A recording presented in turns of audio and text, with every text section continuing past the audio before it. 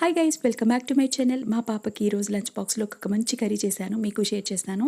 First పావు kilo బంగాళదుంపలు, 2 టమాటాలు, కొన్ని రాజ్మా నైటే నానబెట్టుకోవాలి. ఇవి కుక్కర్లో వేసుకుని 3-4 విజిల్స్ పెట్టుకున్న తర్వాత టమాటాలు తీసి మిక్సీ జార్లో వేసుకోండి. బంగాళదుంపలు పొట్టు తీసుకుని ముక్కలు కట్ చేసుకుని పెట్టుకోవాలి. కొన్ని మిల్ మేకర్స్ కూడా నానబెట్టుకోవాలి. ఒక పావు గంట నానబెట్టుకుని వాటర్ అంతా పిండేసి పక్కన పెట్టుకోండి. మసాలా అంటే చిన్న అల్లం ముక్క, 4 వెల్లుల్లి రెబ్బలు, 1 స్పూన్ జీలకర్ర, ధనియాలు 1 స్పూన్ సరిపోతుంది. నెక్స్ట్ కొన్ని సన్ఫ్లవర్ సీడ్స్ వేసుకుని టమాటాలు వేసుకుని మెత్తగా గ్రైండ్ చేసుకోవాలి.